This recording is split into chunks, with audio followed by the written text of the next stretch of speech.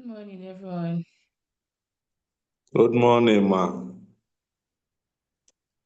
Nice to be with you guys again. How are you Same all here. doing? We're We're fine, my fine. grandma. Okay. I'm good. All right. Welcome to SST 808. This time around, I'm not coming with calculations, so I believe I'm going to be everybody's friend. Unlike first We thank God semester. for that. Unlike first semester that I was like a zombie, right? To so many persons. Okay, so let me share my slides. Okay.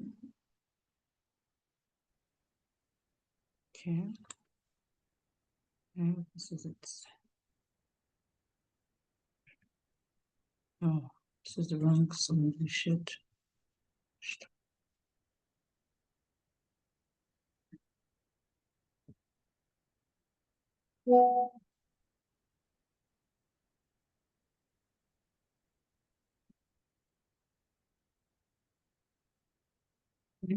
Just close the wrong slide. Just close this. No.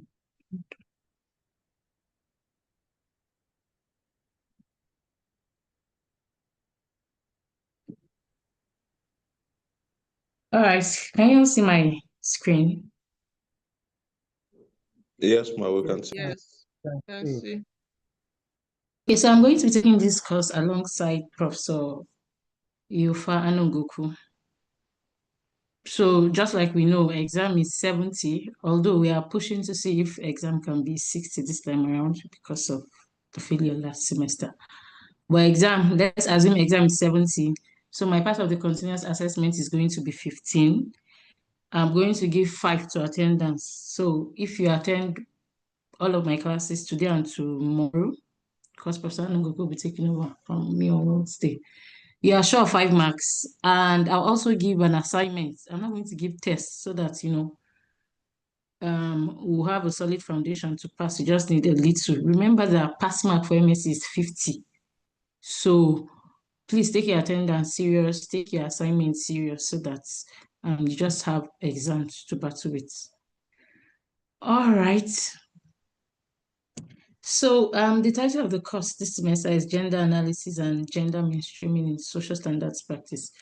And I believe that this is not going to be something new, especially for those who are in the development sector. We'll be hearing about gender analysis, gender mainstreaming.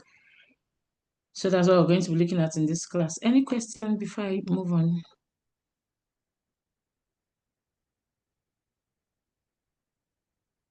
Hello. Hi, No, ma. ma. I guess There's no there's none question. for now. All No. right. Okay. All right.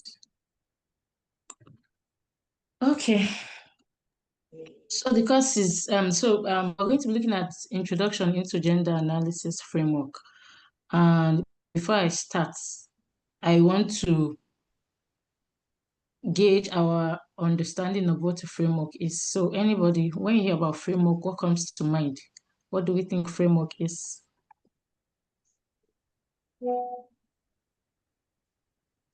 Theories. Theories. Frameworks are guides. Okay. So when you say guys, break it down for someone that is not an MSc student. So if you're explaining to a layman, what would you say a framework is?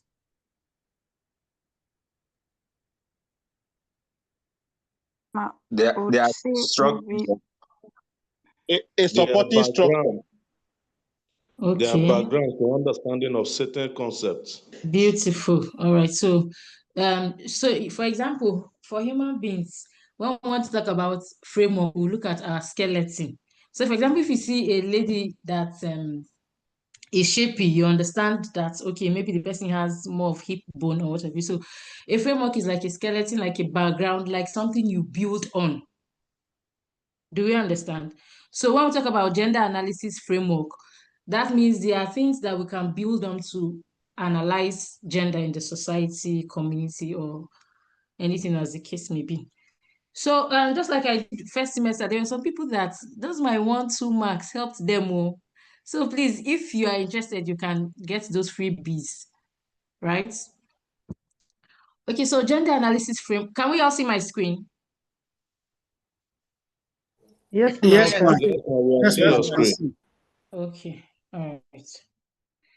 So gender analysis frameworks examine and comprehend how men and women interact and are treated differently in various facets of society.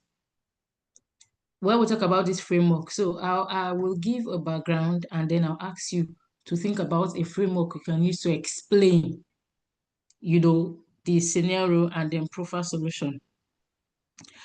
These frameworks aid in identifying and resolving power discrepancies, discrimination, and gender-based disadvantages.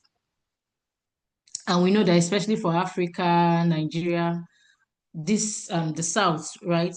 The major problems we have had is gender inequality, and that comes from power discrepancies. So, for example, I might get something I need to do, but that decision is going to be subjected to my husband, right?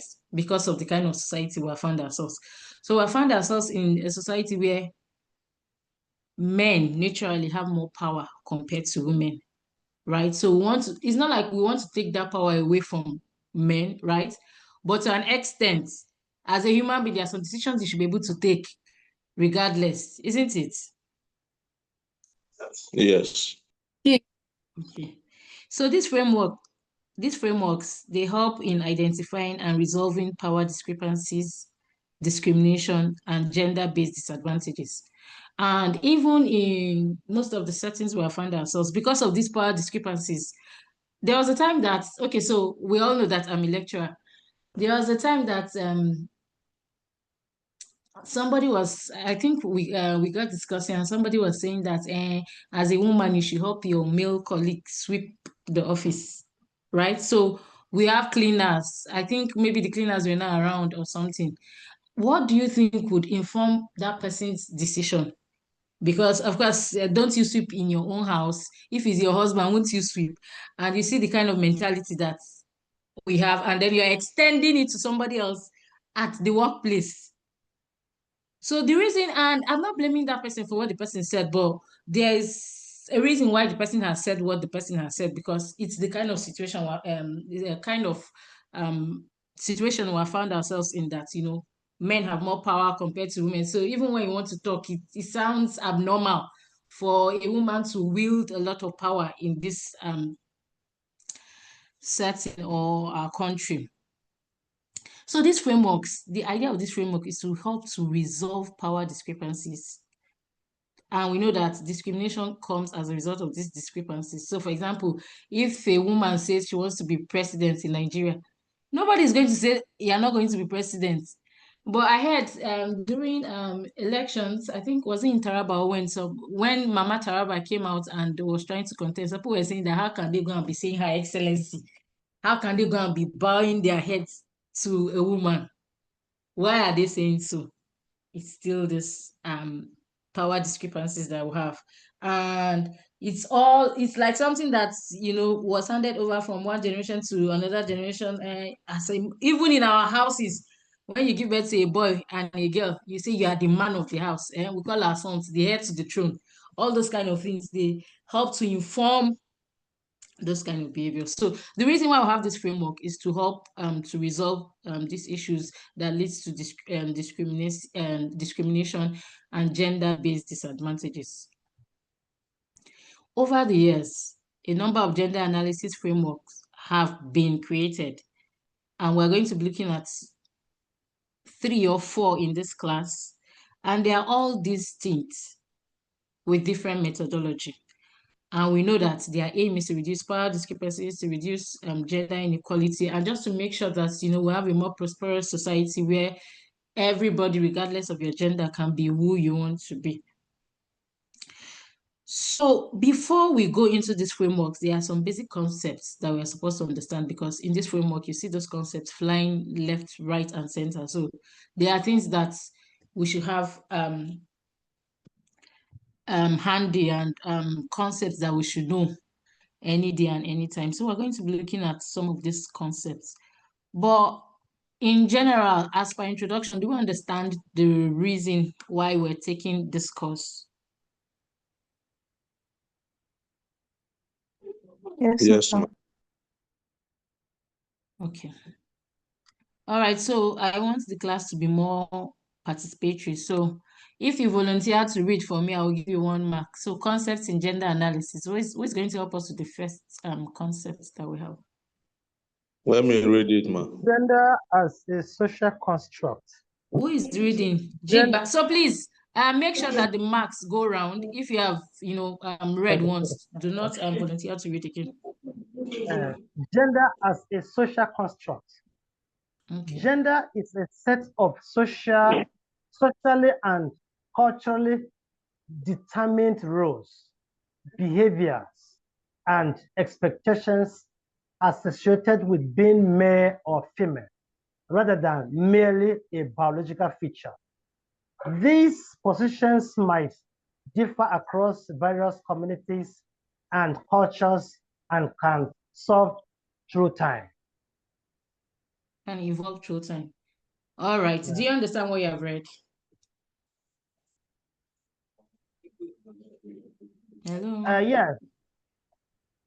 Can you break it down for a layman what you have read? So if I ask you what is gender, what will you tell me is gender? Actually, they are talking of gender is something. There are some roles, that is duties that are being performed by some groups of persons and are not performed by another group of persons.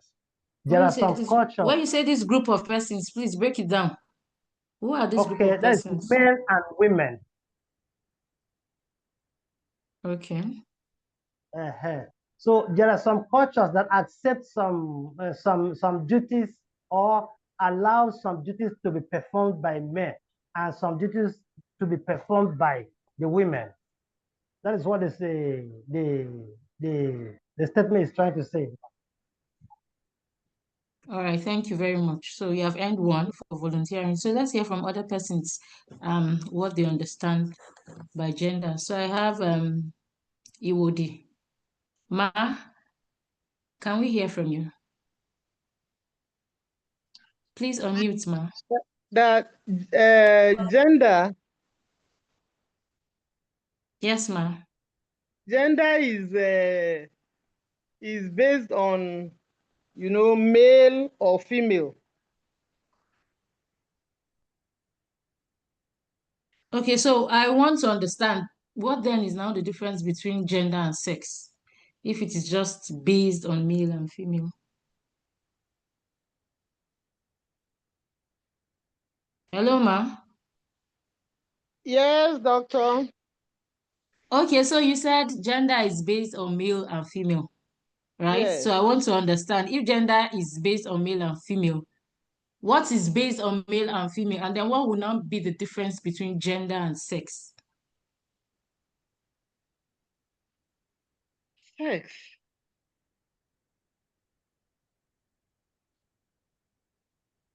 Is there a difference? I don't know. Okay, so can Mrs. Shomki help us? I can see a hand up. Okay. Thank you very much. Good morning, Doc. Good morning, colleagues. The statement starts by saying that gender is a social construct. Means that it is socially ascribed. Societies determine the roles, behaviors, and expectations. And that this is different from physical features, which is sex. Sex is the physiological properties or attributes that a person has, which differentiates, the male from the female. Now, for gender, societies now decide what people of this sex can do and what they cannot do. And I often give a particular example. Right here in Benue State, I got to understand that in Idoma land, if there is a male in the house, he pounds the yam. I don't know if that has changed. But in Tiv land, it is customary for the woman to pound the yam. And in some homes, you would even find that the woman is pregnant and her young husband will sit down and wait for her to pound that food and bring for him to eat. Whereas in some of my interactions, I understood that the woman would only pound in Idoma land if there is no male around to do the pounding, or if he's incapacitated, there's a good reason why the male cannot do it. So this is, for me, quite an example of the social construct that gender is said to be. So it has nothing to do with the physiology of the individual. It's what the society has said a man can do or should not do, and what a woman should do or not do. I think I'll stop there. Thank you. So I've been looking for those emojis to, send virtual claps to her, but I can't find. I don't know. I can't find. Also, this is a perfect explanation of what gender is, right? So I was thinking the class would even give her a round of applause. Sometimes you might even remember what someone has said in the class and writing the exam is still fine, right? I can't find mine. I've been looking for it. I don't know why. So this is a perfect explanation of what gender is. Sex is different from gender. So when we talk about sex, I am a female because I have breasts, right? So that's sex. Sex refers to your physiological attributes. What makes you a woman? I'm a woman because I can give birth. That's sex, right? I'm a woman because I menstruate. That's sex.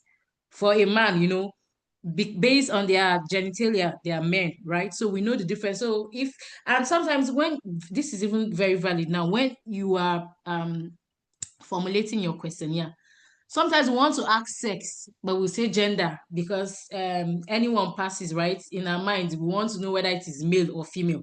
And we're going to see reasons why we ask for these socioeconomic characteristics when we're carrying out research in social standards. But when we talk about gender, just like she rightly said, it is something that the society has constructed. It's a social construct. It's a society that ascribes gender to you. When we say sex is permanent. Sex in Nigeria is sex in UK, is sex in America. But gender in Nigeria is not gender in UK. It is not gender in America. In fact, gender in Africa is not gender in the West. I'm going to give another example to drive this point down. Gender changes from society to society, just like she said. In Idoma land, men pound yam, but in Tiv land, men don't. So even in Benue State, we can see that when it comes to different languages, we don't have the same gender roles, right? So the things that you do because you are a woman that has breasts, that the society has ascribed to you, is what is known as gender. We know that generally in Africa, regardless of our cultures, it is women that cook, isn't it? Even if you go to work with your husband and you come back, the man will sit down in the parlor, he will be watching Chelsea, Man U, Liverpool. You as the woman, you cannot say, me too, I want to follow and watch Chelsea and Liverpool. It is from the village that they are going to judge your case, right? This is not a wife material. A woman is supposed to cook. Who has said a woman is supposed to cook? It's our society. So that role is what the society has ascribed to you. That is what is known as gender. When you go to the West, it's a different ball game. So I'll give an example. My younger brother, when he was in Nigeria, the only thing he could do was to boil water. My mom would say, yeah, too lazy. How about you cannot even do anything in the kitchen, blah, blah, blah, and what have you. He now migrated and moved to the UK, got married, his wife joined him. And when they had their first child, my mom went for Omugo. When she got there, it was my younger brother that was making breakfast. He would toast bread, he would do this. My mother say, this abroad is good though. He can change people, sha. See this boy in Nigeria. If you would tell him, carry water for yesterday, just know that that work is undone. But you can see that even when we go to different cultures, our brains reset to the gender in the places we found ourselves. That's tell you that gender evolves through time. It is not permanent. Gender in Nigeria is not gender in the UK, it's not gender in the US.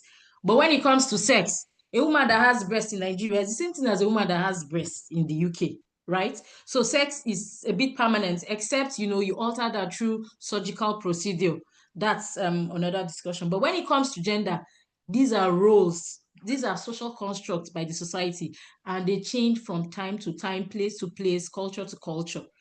Is this clear, everybody? Yes, ma'am. Yes, ma'am. So if I ask us to differentiate between sex and gender explicitly, I think everybody should be able to do this in this class. Yes, ma'am. Someone that has not attended the class will say, sex and gender, they are the same thing now. That's where we'll catch them. Right? So everybody knows what gender is in the class now, isn't it? Yes, ma'am. All right. So who is our second volunteer? Some of us are just joining the class now. If you wouldn't mind, if you can go over it again, I will be glad. Thank you. So this your request. Does this sound logical? It's an appeal, please, ma. So you're announcing that you came late, and then you're telling me to redo the work I have done. I'm sorry about that, ma. Well, good morning, I'm ma. sorry about Me on that. my own end, but the network will be frustrating me. It will log me in, they log me out at the center. So No problem. As long as barely- you join the class, I'm going to get the attendance from the back end, and then you have the recording to listen to. So that's not going to be a challenge. We understand that network is a bit unstable. Yes, Mrs. Iwodi, you have something to say? No, you said somebody should read. Should do what? Read the second Hello, point. ma. Okay, the second point. So beautiful. Since we are clear with the first point, we can now proceed to the second point. Yes, ma. You can if you want to. Okay. Gender roles. Gender analysis examines how societies give people particular roles and duties based on how they view their gender. For instance, women should be the primary care providers while men should be the breadwinners. Thank you, ma. So you have finally earned your 1 mark. Is there anybody that doesn't understand what gender roles are? Very close to. So you cannot even explain gender without talking about the rules, because it's the rules that society ascribes that makes gender. And we know that it is normal. Women should. It is abnormal when you see that's in our society. It is normal when you see a woman in the kitchen, the woman taking care of children and what have you. It is abnormal, in quotes, when it is the man doing that. When you see a man doing all of those, what would they say in our society? This one a woman rapper. The woman has caught him inside a bottle. If not, how can a man be cooking for his wife? Or how can a man be taking care of his children? How can a man be beating his children? Right? They'll say So the man use kayama. they'll say what? They'll say the woman has used kayama. Right? Okay. Yeah, correct. Right. So because why would they say so? Because this is somehow, whether informally, everybody knows. As long as you grow up here, that this is what is supposed to be, even though it's not written in black and white, right? As you are growing up, they are initiating you, telling you that you as a man, you are going to be the provider. So your brain, everything in you knows that you have to hustle. You have to. A man that cannot provide for his household doesn't have voice in Africa, isn't it? Because when you want to talk, this you that is a woman that is feeding you. But what's wrong in a woman feeding a man? There's nothing wrong. It's just the way our society is. When you go to other clients, you see that people won't contribute 50-50 when it comes to taking care of the house. But here, you can see that the burden is on the man, except the woman chooses to, help. It's normal because that's how the society has said this is the role of a man and this is the role of a woman. I don't know if anybody has any question. So Mr. John, or is it Eunice or Ichimi? So the first thing we talked about was gender as a social construct, and that there's a difference between sex and gender. Sex has to do with your physiological features, you know, the things that make you a woman, like breasts, and what makes a man a man. But when we talk about gender, gender are roles that are ascribed by the society. Sex is kind of permanent, except it's altered through surgical procedure. But for gender, it changes. So, for example, the things that are acceptable in Tivland might not be acceptable in Idoma land. The things that are acceptable in Benue, they might not be acceptable in Ondo. The things that are acceptable in Nigeria might not be acceptable in Ghana. Not to talk about the West and other places. So gender is not permanent. It evolves with time. While sex is permanent, of course. So if in Nigeria a man comes from work and he sits down and he's watching football and he goes to the UK, it's not the same. It is not because the woman has done something to him. That society or the place he has found himself does not accept what we accept in Africa, right? If you're a man, then you do what men are supposed to do where you have found yourself. So that's tell you that gender evolves. That's why you see so many people say, you see them go abroad, they'll say they don't want to carry their wives because when their wife comes, the society somehow will give them power that they didn't have in Nigeria. That's gender where they found themselves in. Right? So any question before we proceed? Thank you, ma. All right. So can we proceed? Yes, ma'am. Yes, ma. Yes, ma'am. The last set, I think even during the exam, I brought out some concepts in gender analysis and I asked, and I thought, honestly speaking, that, you know, I just giving them bread and butter. Explain the following concepts in gender analysis. These are the things we are discussing now. I brought them out. It was still an issue. But I believe that with the way we are interacting in this class, it will not be an issue for us in this class, isn't it? Yes, amen. All right, so who is going to help us with gender norms and stereotypes? And please note that when you read, you try to explain to us what you understand by what you have read. Well, Okay, let me do that. Okay. Gender norms and stereotype. Okay. Gender norms. Who is speaking, please? Icheme John Ode. Okay. Gender norms are unspoken guidelines. These specify how people of various genders should act.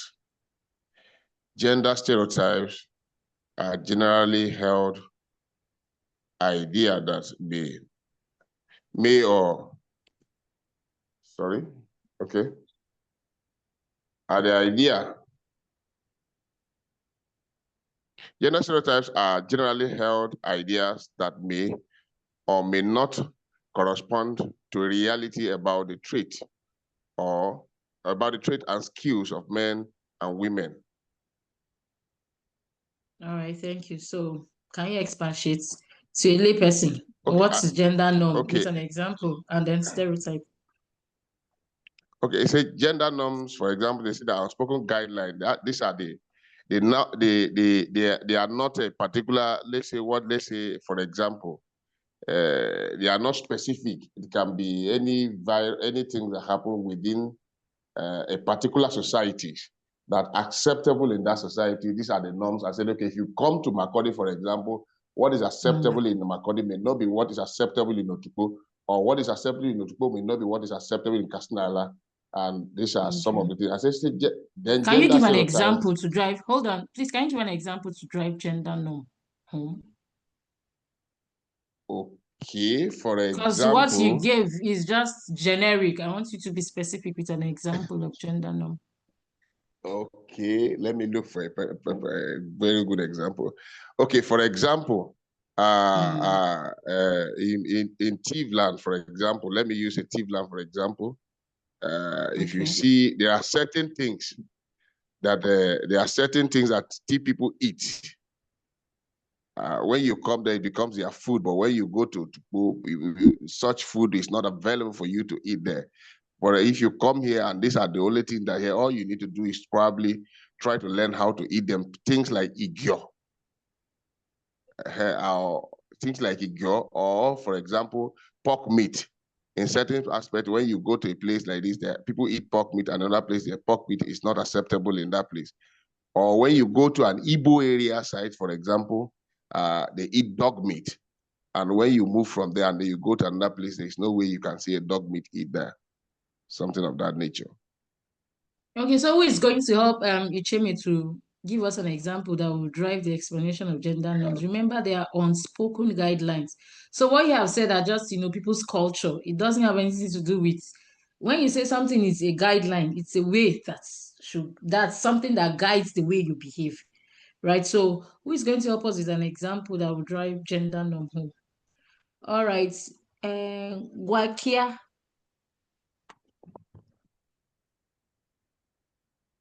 Good morning, Doc. Sorry, Good morning, sir. since the day my network was disturbing me. Thank God for joining now. What I understand by these gender norms, stereotypes, these gender norms are the guidelines that specifically guide a certain gender. Like what John Chima was trying to say in Benue State, that is still by tribe. What the boys or the men does, women doesn't follow them to do it. For example, like taking the corpse to the grave.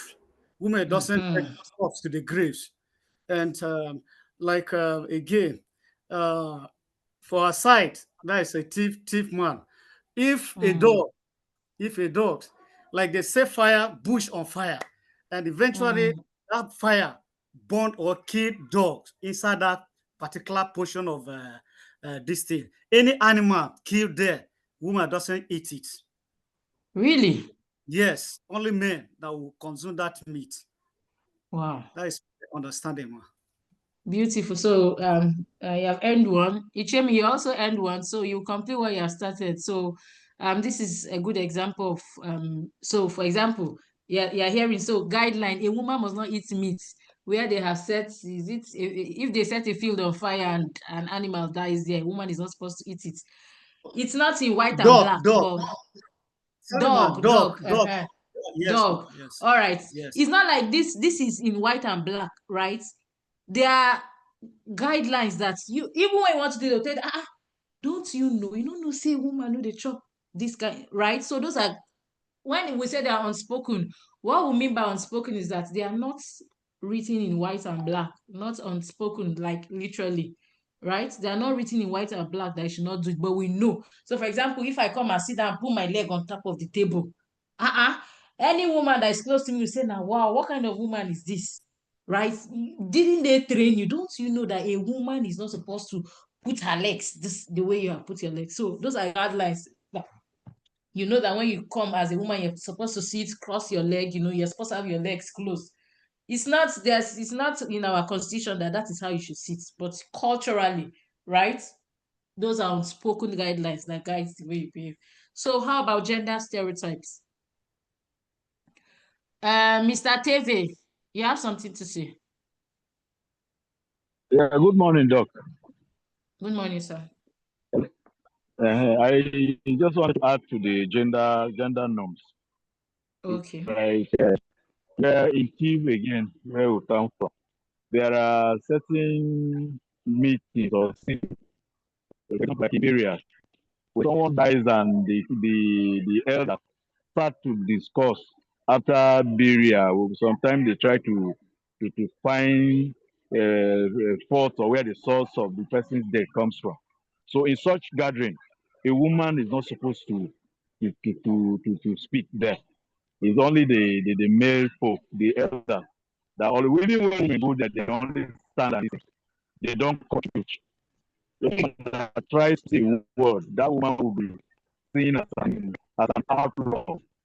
So that is what I wanted to add. All right, thank you very much for your contribution, and you've also earned 1 mark. All right, Mr. Cheme, you should finish what you have started. Stereotypes. Okay, for example, talking about stereotype, like an example you gave earlier before now, of a woman being the one care for children at home, or even care for everybody at home, and then men are sitting down on their own, not thinking that yes, we are the boss in the house. That example is not a good one for stereotype. So who is going to help Mr. John? So, and I'm happy that so this is why it's even good for us to talk so that you won't make these mistakes in exam when you're explaining this, because when you're explaining, your examples also carry mark, right? So that example is not a good one of stereotype. Rosemary, Edu. Good morning, Ma. Good morning, everyone. Okay, stereotype. Let me use an example. So let's say I'm from the South, and people have this notion that maybe ladies from the South don't, when they get married, they're not able to take care of their homes, and like they don't stay in their homes and all. Okay.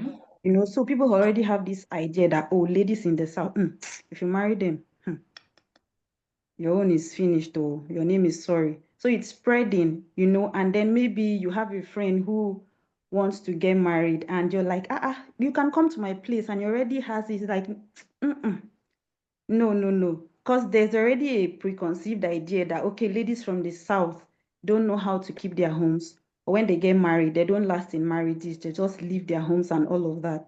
So it's an example of stereotyping, because someone already has this picture and is working with it. It may not even be true, but then you already have this and you don't even take out time to find out if this thing is true or not.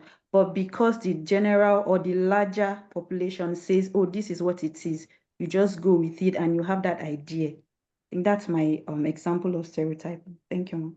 Beautiful. So that's a perfect example of what stereotype is. Yes, Mrs. Shamke. Sorry, I can't find the smiley to clap for you, Rosemary, but that's a beautiful one. Okay, thank you very much. Another example that comes to mind for me is the issue of chastity. In many of our societies, it's expected that the girl child or the lady should be, should be chaste and should not have sexual encounters before or outside of marriage. And when that happens, when she does, there's a kind of labeling that goes with it. There's a way she's looked upon. She's loose, she's indecent, many names could go with that situation.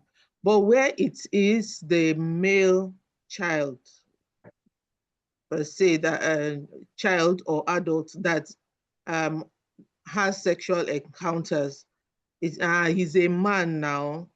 So sometimes I now begin to wonder if it's okay for him to have sexual encounters outside of marriage. With whom is he having those encounters? And then why is this such a big issue? And why is the girl crucified, as it were, when she does? This is not about justification, but it's just trying to bring out the stereotypes. If a guy has a child before he formally gets married, it's expected that his wife should be magnanimous, she should accept him, men can do mistake and this and that. But if it's a lady who has a child before she gets married, that is good reason from the man's family why he should not marry that one, because she already has a child from somewhere and all of that. So those are some of the stereotypes, gender stereotypes that we have in our society. All right, thank you so much for your beautiful contribution. Yes, Mr. Teve. It's not Teve, it's Desmond. Your hand was not up. Thank you, Doc. Thank you, Doc. So after Mr. Teve, Mr. Desmond, after Mr. Teve, please allow Mr. Teve speak, please. Okay, thank you, Doc. Another example of stereotyping is the notion that in Cleveland, there's this widespread rule or speculation that when you visit a thief man, he gives you his wife and all that. Even when I was serving many years ago in Delta State, that thing came up, and I had to clear the air that if they want the thief man that I know if he knows that you have anything to do with his wife, he can even kill. So Yeah. that is a wrong notion. That a teamer, when you visit a teamer, he gives you his wife and as a welcome kind of hospitality. So that is spreading, which is very false. So I had correct that impression where I was in Delta because someone came up with that. So that is also an example of stereotyping because it's a false belief. Wow, beautiful, beautiful, beautiful, beautiful. So, Mr. Teve, I'm pressured to give you and Mrs. Chongi extra marks. So, if any other contribution you're making in this class is going to be free for this course for today at least. Because if I've earned 2 marks and then you're also going to earn mark from attendance. So this is beautiful. I was waiting for someone to give that stereotype. As if we're not in Benue. Is it that we have not heard that stereotype about thief people? Have you not heard it? All right, Mr. Desmond, let's hear you. Yeah, ma, I have another notion of gender stereotype that the society even view it in some certain aspect. Society always view that men are seen as hardworking than women, as women as lazy, whereas in reality, some women work harder than some men. That's true. Yes, Yeah. and another one is that the society view as male doctors are shown involved in the surgery to save life, while female nurses provide only supportive services. Really? I'm just hearing this one for the first time. Yeah. Okay. Thank you very much. You've also earned one. So, examples of stereotype. You will hear that it's a slim woman like Rosemary Edu that is fine. Fat women are not fine. You have not heard it. That's why I see some women trying to lose weight by force and everything because they feel, there's this belief that if you are fat, you are not fine. It is slim people like Agbani Darego that are fine. That's a stereotype, and it might not be true. There's also this stereotype that short women like me are very wicked. Have you not heard it? Short women, they are very, very wicked. Isn't it? They always say that they're because they are far from God. So they are very wicked. All of those are stereotypes. Behind their back. All of those are stereotypes, right? Even when I was growing, when somebody's tall, they'll say tall people, they've used their sense to grow. No sense. You don't get sense, right? Those are stereotypes. You can meet a tall person that is intelligent and very smart. You can meet a short person that is not wicked. They are just beliefs. And some people hold these beliefs so dear that it affects the way that they now interact or relate with the people that these beliefs have been perpetrated about. So norms are unspoken guidelines, while stereotypes are generally held beliefs. They can be true, but most times stereotypes are not true. And that's why it's not good to relate to people based on stereotypes you have heard about them. So who knows, maybe the love of your life is supposed to be from Benue, but because you have heard this stereotype, you say, no, before I'll come and go and marry him, he will give me to my friend, to his friend, right? It's not true. So that's like Mr. Teve said, a thief man can even kill you if he touch his wife. But people from the other side, the way they believe these things, they believe it so much that when you say you want to go and marry from, they say, that place, where did it, all those kind of things. And as social standard practitioners, we try to preach against relating with people based on stereotypes. You get to know people for who they are and not relating with them based on their stereotypes. Because when you do, we're going to have inequality, we're going to have inequity, right? We're not going to treat people justly because of what we have heard that might not be true. Most stereotypes are not true, right? Yes, Mr. Guakia, sorry, forgive me. Ma, you try. Okay. Let me say this one. Another one. If you are driving, you discover that somebody that drove rough, they will say, the moment they discover that it's woman, they say, is it not woman? That is how they used to drive. That woman can drive rough. Rough, man. Okay. All right. Thank you But so much. No, not really rough, But sometimes when you see someone driving that is not really observing, it's as if it's a learner. You see, Yes, you're right. And you know, even with our women, we have that stereotype about ourselves. So when you see somebody with baby, now my gender. Do you understand? We have those stereotypes. Yes. yeah. Okay, Mrs. Iwo, do you want to say something? There is this stereotype about albinos also. That's true. That's That true. they are not intelligent, but it's not so. It's not true. Yeah, that's true. All right, thank you very much for all your useful contributions. We're going to proceed to gender inequality. Anybody? Gender inequality.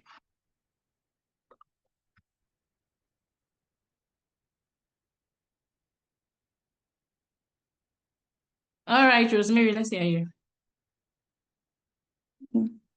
Gender analysis looks at differences and disparities between the sexes, such as gaps in political representation, employment opportunities, access to healthcare, and employment. It also takes into account the power dynamics that lead to these inequalities. Okay, so this is saying or telling us the range or the gap at which people see inequality when it comes to sexes, that is male and female. For example, when we talk about political representation, I'm using Nigeria. I don't know a lot about the political field though, but I'm using Nigeria. We realize that in political offices, men hold about 98%.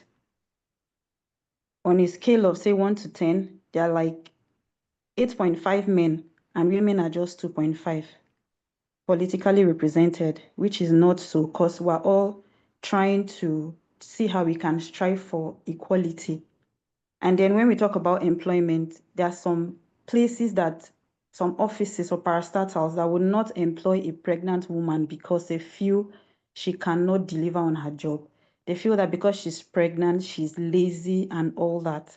So even when you're qualified for that job, you don't get to be employed because you are pregnant. So that's another disparity in the employment sector. And then when we go to the health sector, sometimes when you see a young lady maybe in the hospital, you feel like this one, she may not even have the money to cover for her bills because there's this notion that women are poor people, men are the ones with all of the money in the world. And then when we move to, we talked about healthcare, okay, we've talked about employment opportunities. So some women are not given, okay, let's use the banking sector. I think I heard that if you get pregnant or if you're going to seek a job in the bank and you're pregnant, or if you're not pregnant, they tell you that, okay, for so number of years, you are to work before even getting pregnant. So if you do not abide by that or you're not ready to stand by that, you may not get the job. And if you're pregnant, it's even a different ballgame entirely because nobody may even employ you, because I don't want a situation where you come in and before we know what is happening, you're already going on maternity leave and all of that. So this point is bringing out the disparity among gender and the roles. It's telling us how much more the society in mostly developing countries favor men than women in these areas of employment, of healthcare, political representations, and the likes of them. Thank you, Ma. All right, thank you very much for that. So what all what you have said is valid, and this brings to mind the importance of participation in class, right? So I remember during my course last semester, Rosemary was participating actively. And when I was computing results, there was a course that came in and I saw her grade. I'm like, this person that is active cannot get this grade. I had to trace and found out that that was the wrong grade. I had to correct it. But if I had not known Rosemary, right, through her participation in the class, there's nothing that would, draw my attention to, and what, there's no big deal. She has this grade, that's her grade, right? So this is one of the advantages. So this is like you selling yourself. You wouldn't know. When I saw it, I was like, no, no, no, no, no. This cannot be. I had to trace, and that was corrected. So when we say participate, there are some silent benefits you get from participating, right? Like what happened to her. So that example she gave about working in the bank, it actually happened to me. So when I finished school, I interviewed for Zenith Bank. I didn't get it initially. So I got married. And then when I got married, I got pregnant immediately. And then the job came. They called my dad that, you should send my, what is it now, that I should resume and whatever. And I'm like, I'm already pregnant. And nobody is going to, so I also heard that. So it's either I flushed that small, my baby that is now in just 3, it's either I'd flushed him away or I'd carried Zenny Bank. And I'm like, let it go, something else can come. These are some of the inequalities we have. When we talk about inequality, we're saying give everybody a plain field. Hello. Hello.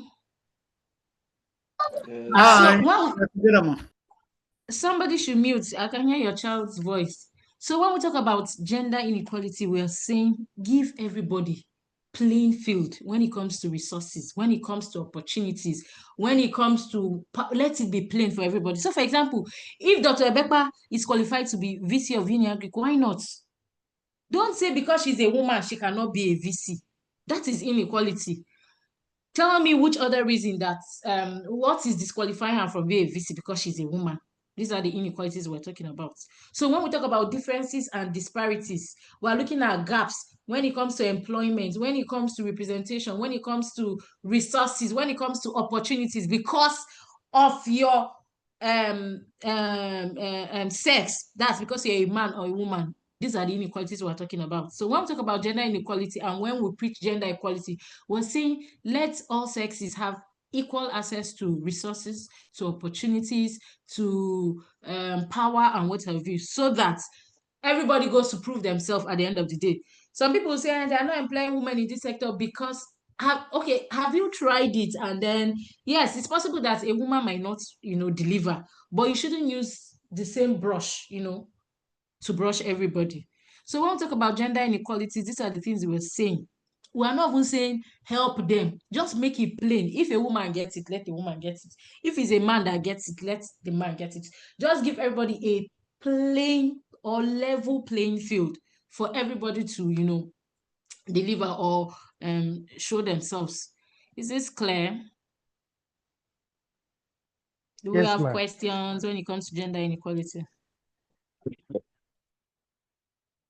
And then because of the gender inequality we have, so you have policies like, I think in Nigeria now, we have compulsory percentage that should be female representation when it comes to political offices. Why are we having that? Because we have been having this conversation for long. They've been crying and crying so that it does not look like the government is not doing anything. Okay, we're going to give women this percentage when it comes to political representation. The reason why we haven't seen that is because of the so much advocacy and a lot of noise has been going on. If not, we would have not had it. But who says a woman cannot be a good leader? If you even take a look at countries where women are leading, you will see that there's a difference when a woman leads than when a man leads. But because of this power tussle and lots of power that has been given to men as a result of our culture, how we have found ourselves in. Nobody, when you say you want to be a leader or a political leader as a woman, different stereotypes start coming to people's mind. This one is loser. How can you as a woman say you're going into politics? In fact, in Nigeria, when we hear that women are in politics, the next thing that comes to our mind, this one, now waka waka. Isn't it? Let's be honest. Isn't it? It is.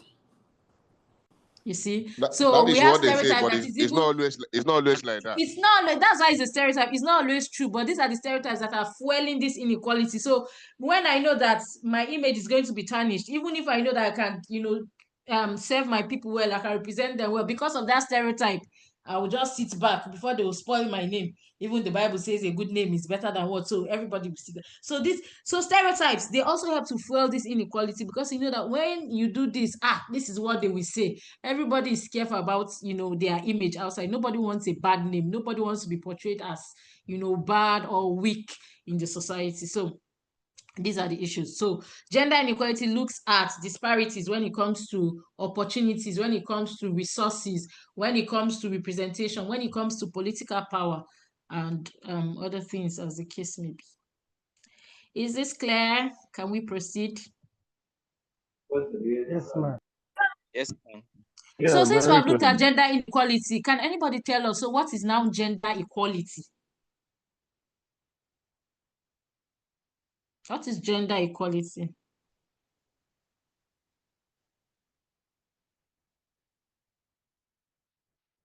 Yes, Mr. TV. Yeah, thank you, man. Gender equality, gender inequality.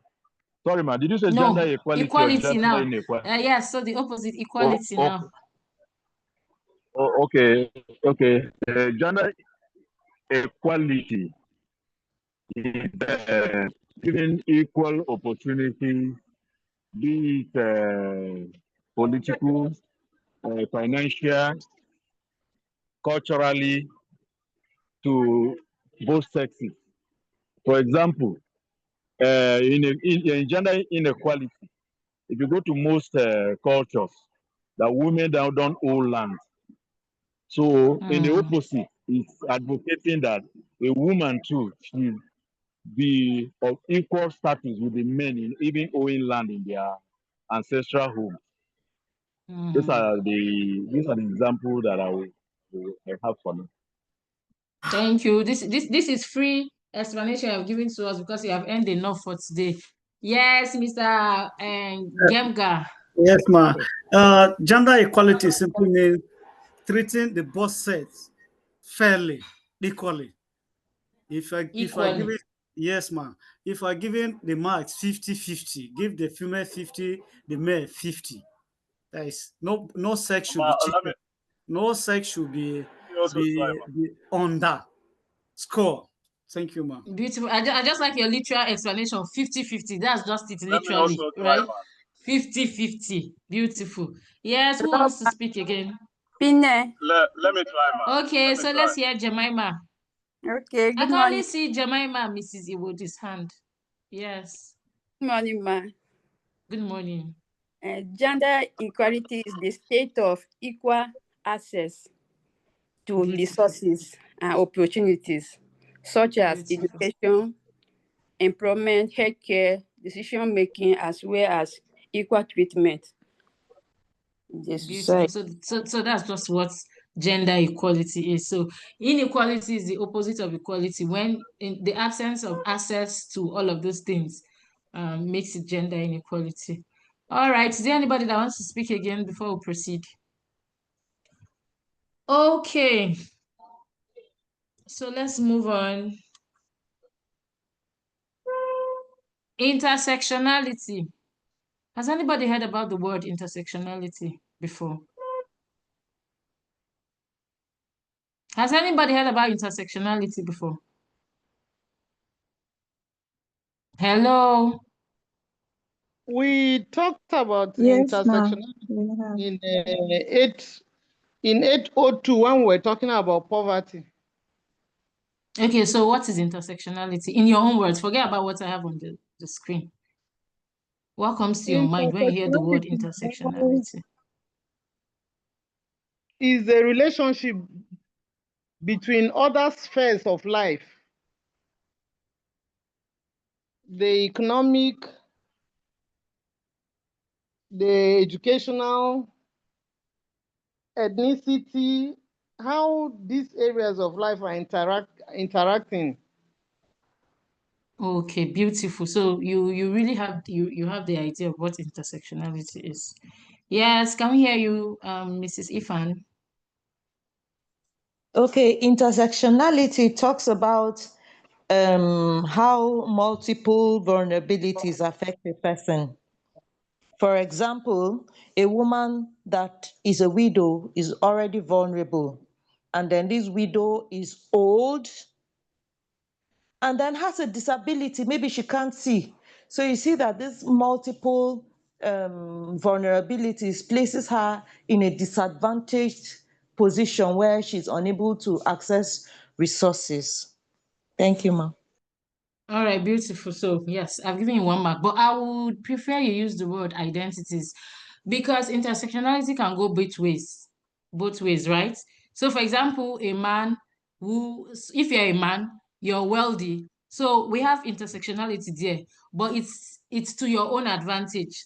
The example you have given is one that exacerbates inequality, isn't it, Mrs. Ifan? Yes, ma'am. All right, so when we talk about intersectionality, what we're simply saying is that different identities that somebody can have that can exacerbate inequality or can reduce inequality. So, for example, we know that there are some identities you have that will lead to inequality in the society. Like the example Mrs. Ifan gave, we live in a male-dominated society, a society that gives men more power compared to women. So if you are a man, that is an identity. If you are a woman, that is another identity, isn't it? Now, our society, we are a society that gives respect to people who have money, isn't it? Yes, ma. It is. If Yeah, Davido it is, comes ma. here, even people that can give birth to Davido, they will bow down for Davido because of money, is it not? So that is an identity, your socioeconomic status. So imagine that you're a man and then you have money. The doors that will open for you. A woman that is poor cannot even go close to the gate of the door that will open for you, isn't it? So we are seeing how the different identities you have can either worsen your inequality or can reduce your inequality. So when we talk about intersection, we're just looking at different identities that somebody can have that can lead to or worsen the person's inequality or reduce the person's inequality. So examples of those identities, for example, your gender, your religion. So if we come to Benue now, if you're a thief person, that is an identity that will open door for you because the thieves are majority in Benue.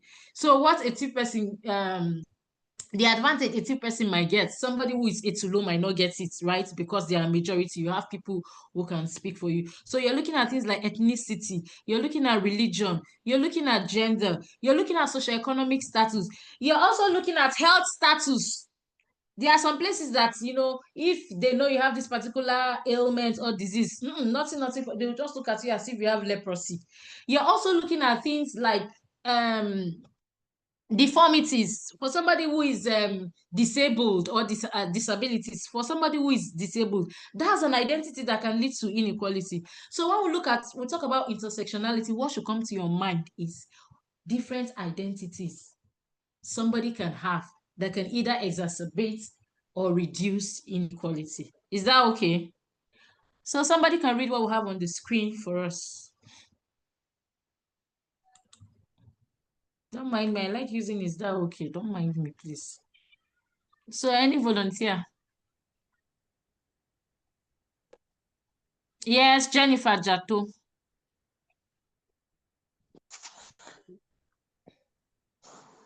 Intersectionality.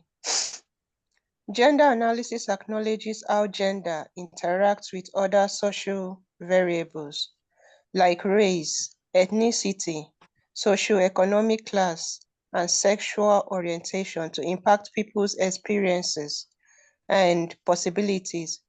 Understanding how several identities cross to create particular benefits or drawbacks require intersectional analysis. Beautiful. Thank you. So, Mrs. Ifan, you're seeing why I said it's not just vulnerabilities. It can be a leverage.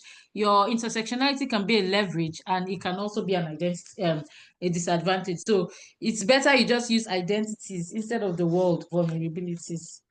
All right. So who just spoke? Jennifer Jato. Any question? So if I ask us to explain intersectionality, everybody's going to give me marking scheme, isn't it? Yes, ma'am. If Yes, you know ma'am. you will not be able to give marking scheme, tell us now. Let us explain. So this is one course that everybody should get an A. Because the course is interesting and it's something that is relatable, right? So everybody here has experienced one or two things that we have talked about. Yes, Jennifer, you want to say something? Yes, ma'am. I want to ask a question. Please. Can we classify racism as intersectionality? So when you say racism is not intersectionality, it's an identity. Okay. So if you look at what you have read, we are saying the different identities that you can have that can either make things possible for you or can worsen your situation. So racism, so your race is an identity. So for example, as a Nigerian, normal, you know that Nigerians, we don't have good testimony abroad, isn't it? Even We with other don't. fellow Africans. I remember when I was at Michigan, other Africans would join together, they'll be brothers and sisters against Nigeria. Because they'll say Nigeria, they like doing that, they sabi something. If you allow Nigeria into a space, they will just occupy the space. Like they look at us like we too know. Beyond the we too know. Yahoo, they will say it's Nigerians. Right?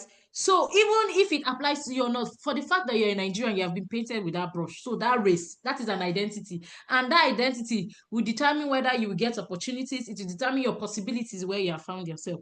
So intersectionality are the different identities that come together. Just, you know, Venn diagram. How many of us know Venn diagram?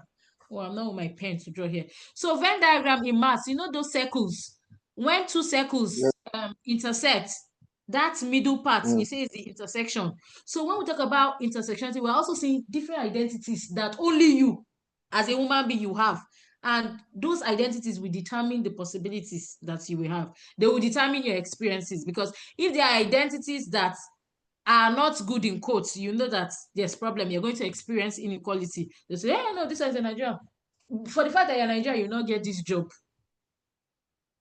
Your sexual orientation, you will know that in Africa, if you are not straight, if you say we know now, you know what Bobrisky has passed through in Nigeria. Aren't we aware of what is happening in Nigeria?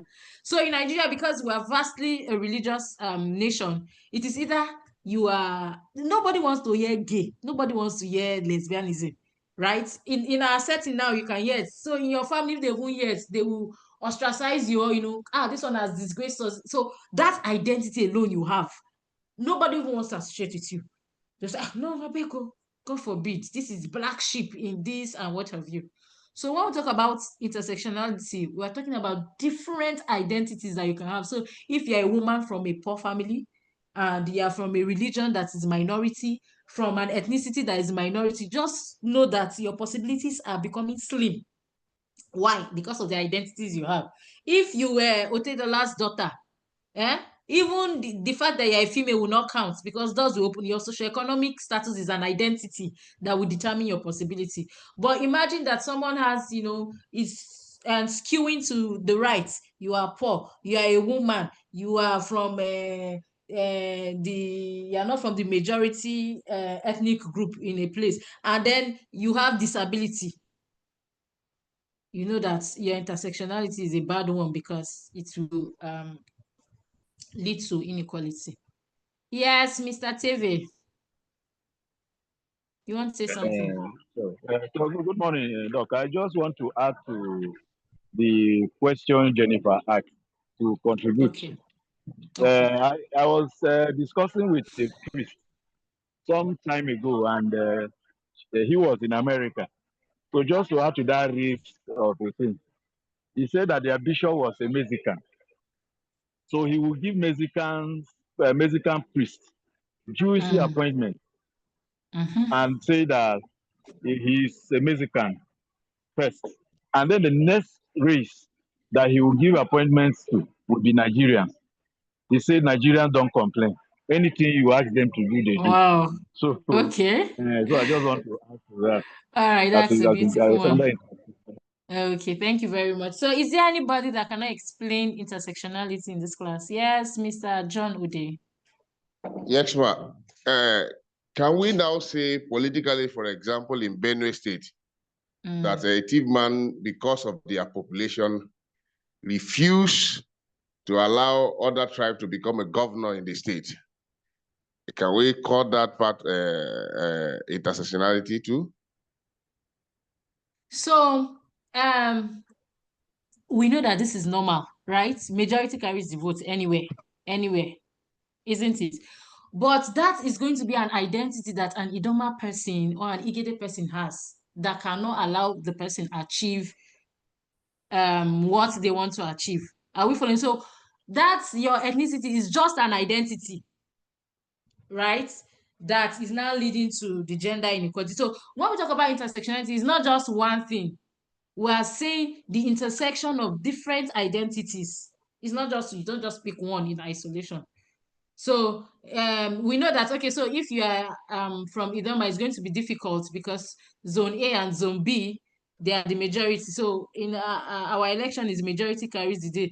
Imagine that you are now a woman from Idoma land. Even in Idoma land, if you will not get votes. Right? So when we talk about intersection, we're looking at the intersection of different identities, not just one in isolation. All right, no hands up. Can we move on? Gender mainstreaming. Who is going to volunteer to read gender mainstreaming for us?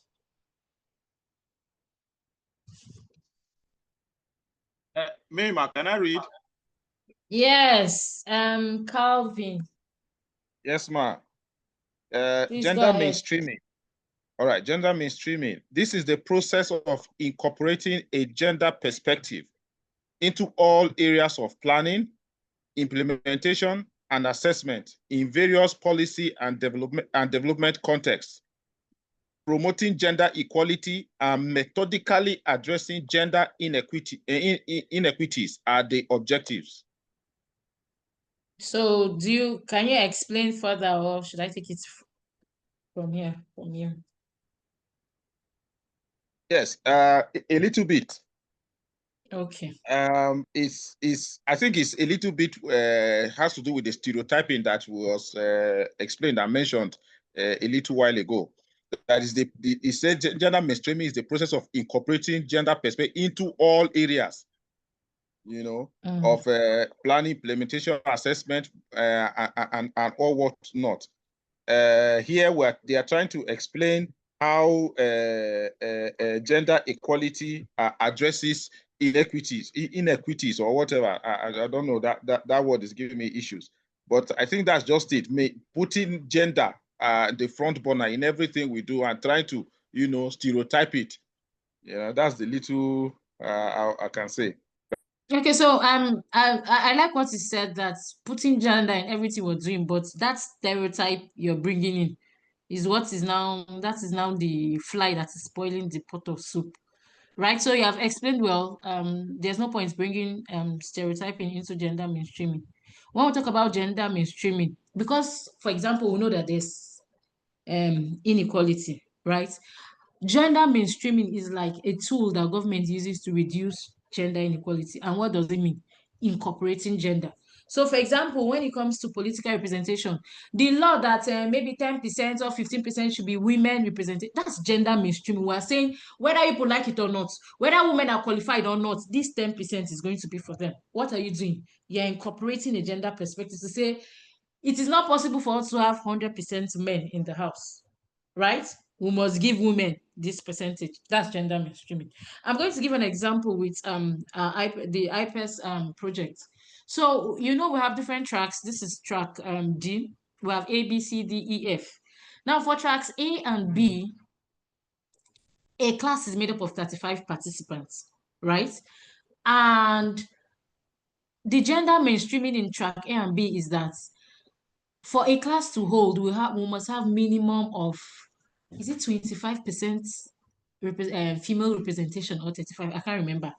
So what you're trying to say is that I think for each class to hold, for a class of 35 to hold, we must have minimum of 12 women. If we don't have 12 women, that class is cancelled, the class will not hold. Why are we doing this? Because we know that there is a gap. Women have been left behind.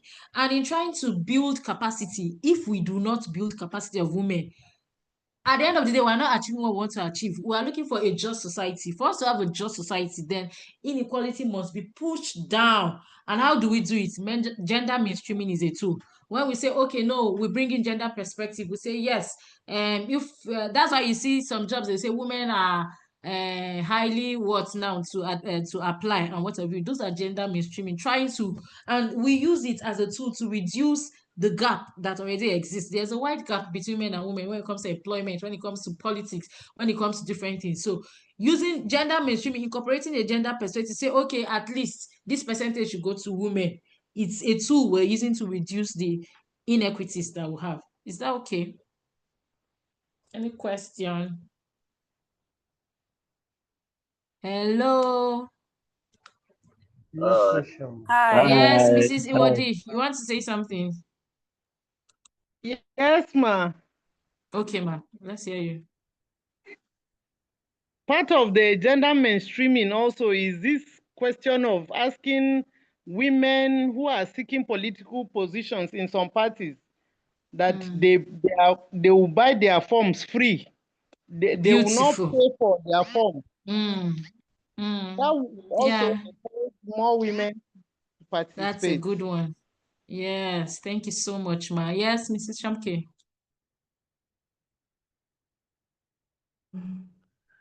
Okay, thank you. I'm looking at also gender mainstreaming in education programming, Okay. where girls, adolescent girls, we have found some miss school during their monthly periods because the environment Okay. is not conducive for them. They don't have the materials, menstrual consumables to use.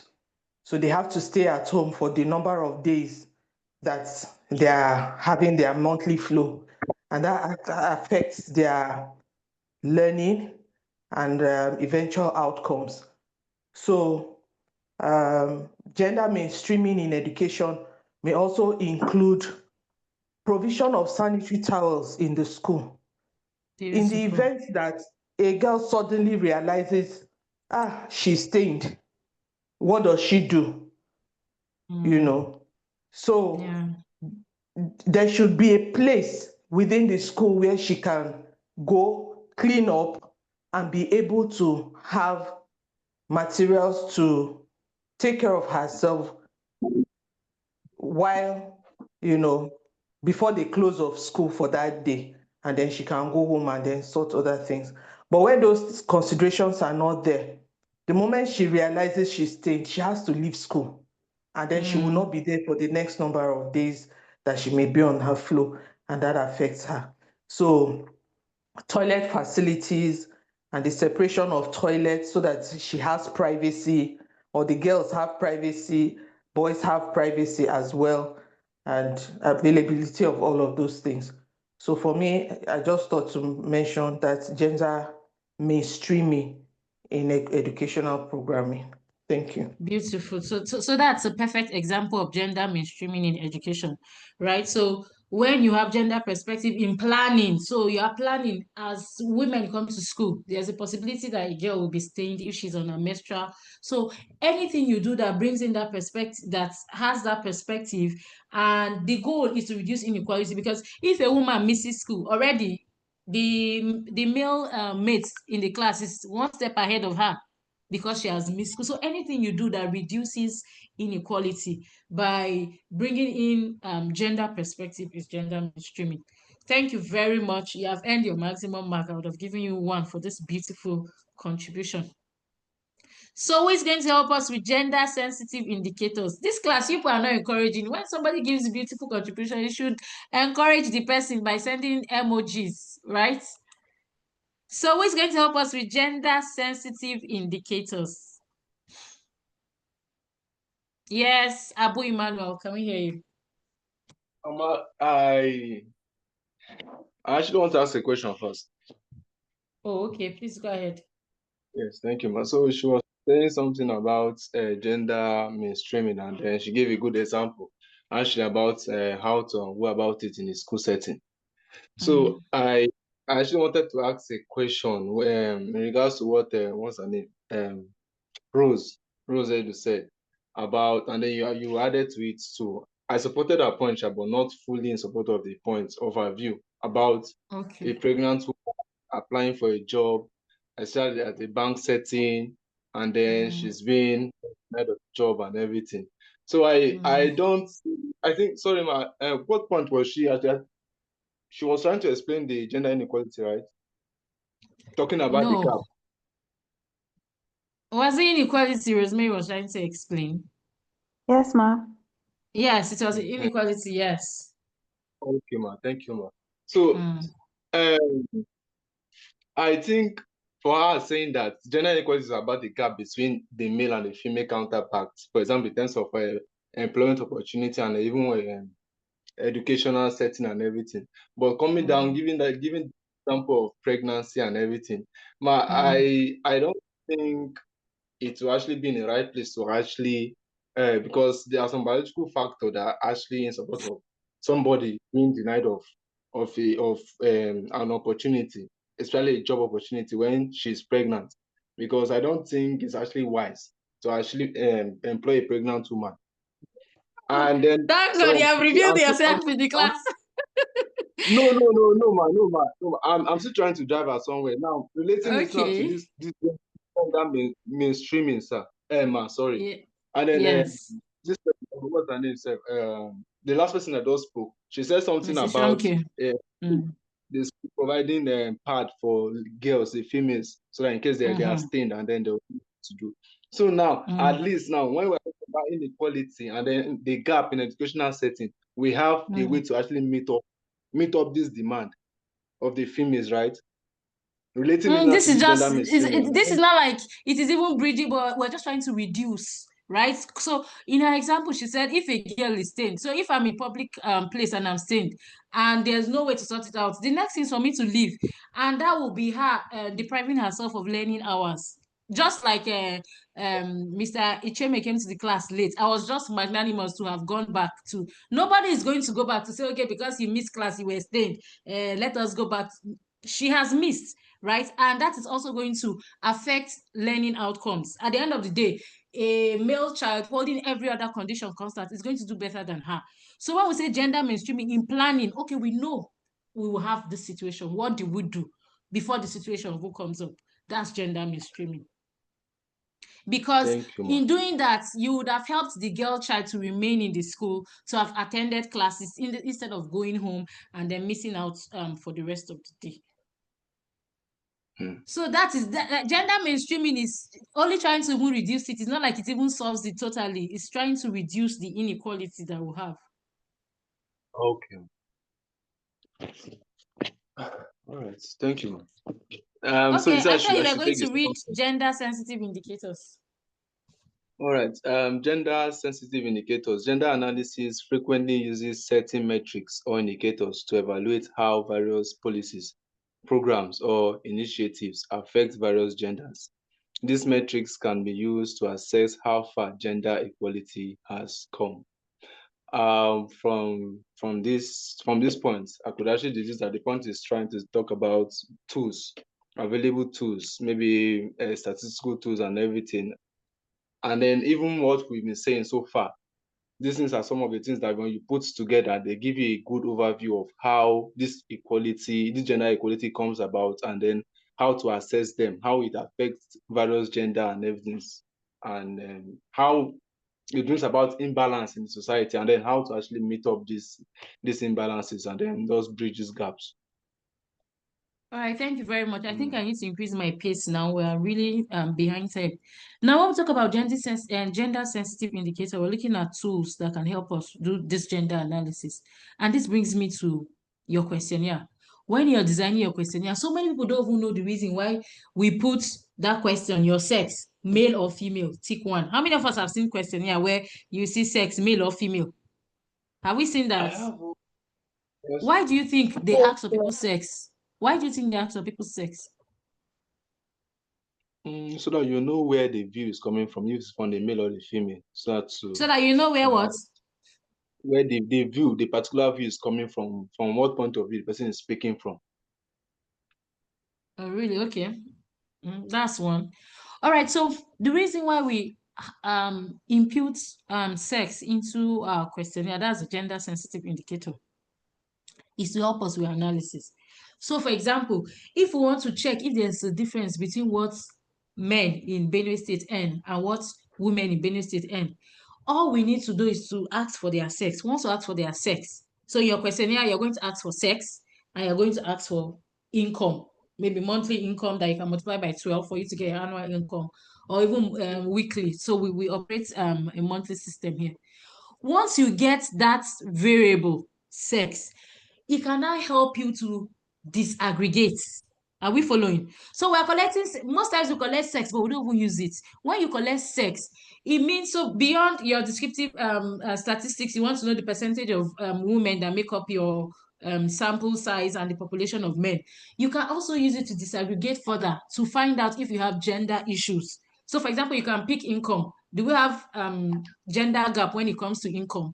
So unfortunately, I was supposed to teach you people how to analyze your projects in our course 807, but it was just beyond me. We couldn't go to the lab. If we had gone to the lab, you will see how we'll pick a variable, and then by gender, we'll now disaggregate, and then we'll find the average. So if, for example, the average income that a man earns is 150,000, and then with the average income a woman earns is 130,000, we can say there's a gap. Once there's a gap, the next thing we do is to investigate further what is causing this gap. Why is there a difference between what a man earns and what a woman earns? If we do not have gender sensitive indicators, there's no way we can do this analysis before we can now start probing further to even know where the issues are coming from. So we put this analysis to help us get some kind of metrics so that we can evaluate to see, oh, why is there a difference between men and women when it comes to this? Is there a difference between men and women when it comes to education? Is there a difference, for any factor? Once you have your sex there, it helps you to now disaggregate, and then the disaggregation will now inform whether you need to probe further. If there are issues, why do we have these issues? But if you do not start from having that variable sex, there's no way you can disaggregate. There's no way you can now compare averages before you know that there's a problem, and then you can probe further. So let's move on, because we're supposed to go on break by 12. But you didn't give me my mark. Says who? I've given it to you. Sorry, I didn't announce it to you. Yes, qualitative and quantitative data. This one is easy peasy. We did this last semester. Yes, who's going to help us read qualitative and quantitative data?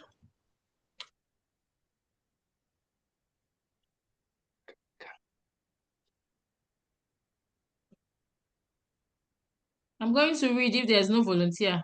Okay, Sylvia. I can see Sylvia. Yeah, Sylvia, good morning. All right. Okay. Qualitative and quantitative data. Gender analysis uses both types of information. While quantitative data might offer statistic proof of gender discrepancies, quantitative data such as interview and narrative can capture the experiences and voices of specific individuals. Beautiful. So everybody in this class knows what qualitative and quantitative means. So qualitative is descriptive, while quantitative, you have numbers attached to it.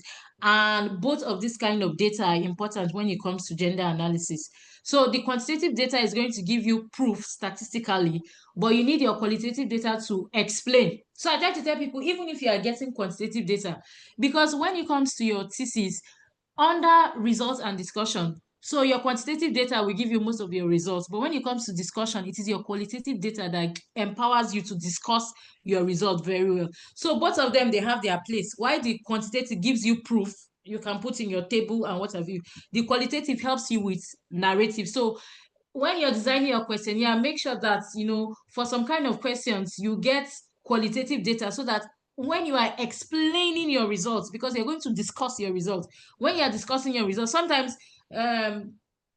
you might, maybe in your descriptive statistics, for maybe your study area, you have 70% men and 30% female. Even if you tell us that, okay, in our study area, for example, in Guma local government, 70% of my respondents were men and 30% were female, You have only interpreted, but you have not discussed. What does that mean? If you had gone to the field and asked, why is it that we have plenty men here? And they have told you, when you're explaining now, that informs the narrative you're going to do. Okay, so in our study area, we have 70% men. This implies that, and this is because, why? Because you have gotten qualitative data. So I try to tell students, in as much as, yes, it is the quantitative data we're going to analyze, as much as you can get qualitative data. That is going to help you in your narrative when you're trying to explain your results, when you're trying to discuss your results, because you must use intuition. That's where you start bringing intuition, and some of this intuition comes from the qualitative data you have gotten on the field.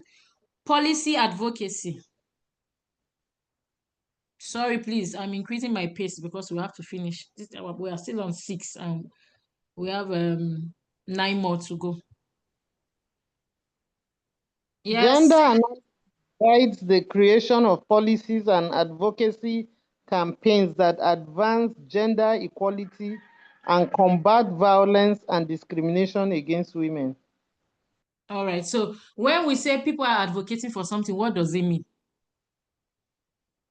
Anybody? Advocacy, what's the meaning of campaign?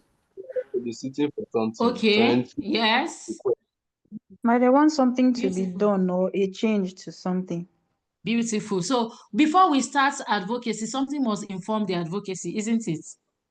Yes. So for example, we have done analysis, we know there's a gap, and then we now advocate for policies to bring about change, right? So policy advocacy, this is like you putting pressure, you're compelling, you're begging, you're petting, government, you need to do this. So those are campaigns that we create policies that will help to solve the gaps that you have seen during analysis.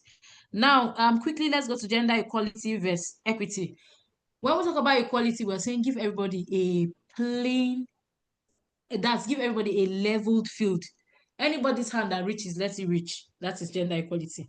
When we talk about equity, now we're looking at fairness. We're looking at justice. We're saying if you give everybody a plain field, if you say let us cut cashew from the tree, somebody like Inalegu, his hand will reach before my own. I will jump and jump and jump, my hand might not reach. So we're saying equity means fairness. Just raise it small for Hepzibah so that her hand too will reach that cashew. Because by the way I've been created, I'm not a tall person. If you leave it there, only God knows when. And I'm not expecting to grow again. So when we talk about equity, we're looking at fairness. We're saying, just give somebody small leverage so that the person will be able to. And equity is what leads to things like gender mainstreaming. Because we are saying give women small leverage, because if you leave it anyhow, because the men, they have, overtaking us when it comes to education, they are the ones that will be packing all the jobs.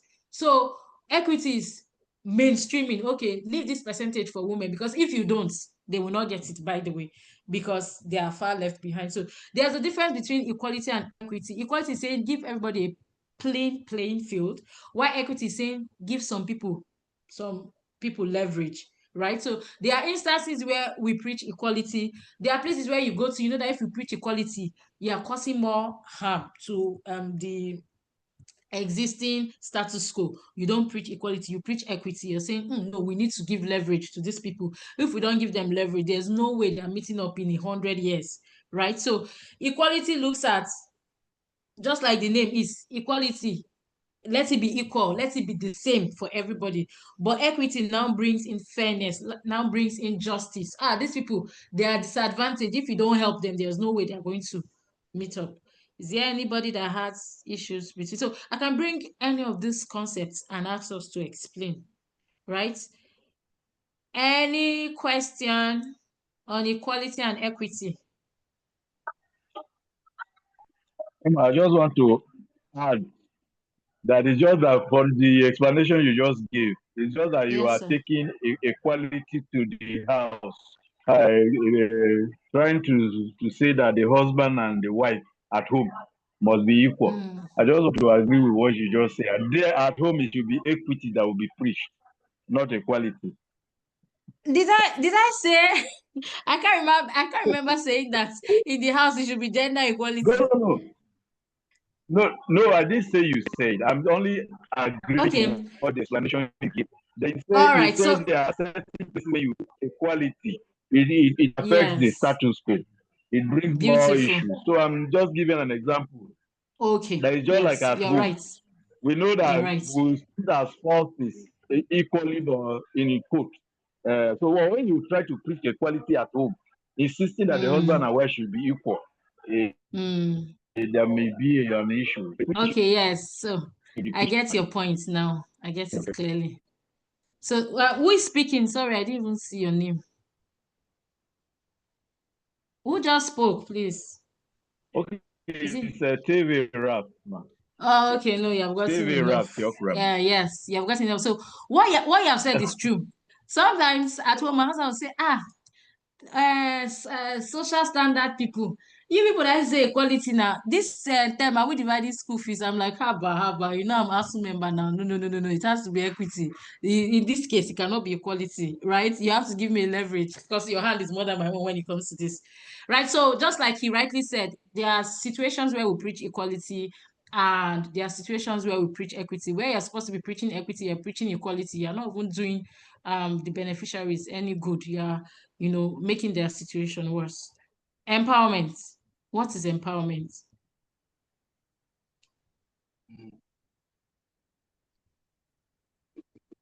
Anybody? So, empowerment are strategies for empowering people and communities, particularly marginalized and disadvantaged ones, to question and alter gender norms and injustices are frequently considered in gender analysis. Now, when we talk about empowerment, we're saying improving somebody's life so that they're able to make decisions for themselves, right? When you empower somebody, the idea is for the person to stand on their own. And once you stand on your own, it means you have a voice. The moment you're not able to stand on your own, you don't have a voice. So empowerment is giving people voice. And how do you do that? When you equip people to live better lives. You can empower people through skills. You can empower people through education. And that's why you see most people saying that our politicians, they don't want the educational system. In fact, when it even comes to ASU, we have the belief that, politicians, they feel that we are empowered when it comes to knowledge, but they don't want us empowered when it comes to finances because anybody that has knowledge and has money is a dangerous person. It's not somebody you can easily cage or just push to the side because the person has the power. You have the voice. You have the voice is your education. Then the power is the finance to do what you want to do. So empowerment is, setting people up to be able to stand on their own. And once people are able to stand on their own, they are able to question some kind of things. They are able to ask questions to say, no, this should not be. That is empowerment. But you enabling people to do things for you to control is not empowerment. Empowerment means you are no longer in control of that person. The person is able to make decisions for themselves because they have the knowledge, they have the empowerment, they have everything needed to make that decision. Now, gender analysis is a multidisciplinary method that enables us to comprehend how gender affects all facets of society, from personal choices to institutional roles. It is necessary for advancing gender equality, dispelling preconceptions, and addressing the particular difficulties experienced by various genders in various circumstances. Now, quickly, we're going to look at importance of gender analysis and practice. Why should we do gender analysis? What is the importance? What is the use? When we even put that sex in our question, what is even the use? If we know men and women, so what is it? The first importance of gender analysis is to promote gender equality, right? And it's also part of our sustainable development goal. Gender analysis aids in locating, like we said, that analysis helps us to know if there's a problem. And then when there's a problem, we can now probe for that. See what is causing this problem. Once we know what is causing the problem, we can now advocate for policies that will now reduce this inequality or reduce this problem as the case may be. But without the analysis, there's no way we can do it. So analysis helps us to promote gender equality because analysis tells us if there's a gap, if there are discrepancies, and then we can now fight to bridge the gaps or the discrepancies as the case may be. Secondly, when we do analysis, it helps us to understand vulnerabilities. Remember, I said once you know that there's a problem, the next thing to do is to probe further. What is causing it? Oh, these people are vulnerable when it comes to this. Gender analysis that will help us to identify people's vulnerabilities. If you just collect data and there's no sex, How will you say that this person is vulnerable or that person is vulnerable? It means you are just making a guess. There's no statistical proof. There's no evidence. There's nothing backing your hypothesis. You're just making a blind statement that, oh, women here, they are suffering. Where is the data to speak to it? So it is analysis that helps us. When we analyze gender, it helps us to now identify this social problems we have, the vulnerabilities that different genders have. Thirdly, it helps to strengthen accountability. Hello. I know I'm a fast speaker. Okay, can somebody help read this so that we're all on the same page? I know I'm Okay. fast. I'm fast Strengthening talking. accountability. So who is Gender reading, Jigba? analysis. Yes. Gender Is this the analysis first time assists. you're speaking today, Jigba? The second time, ma. The second time, ma. Oh, your name is not on my list too. I've All spoken right. the first time. This is the Please go second time. ahead. Please go ahead. Don't worry. Go ahead. Strengthening accountability.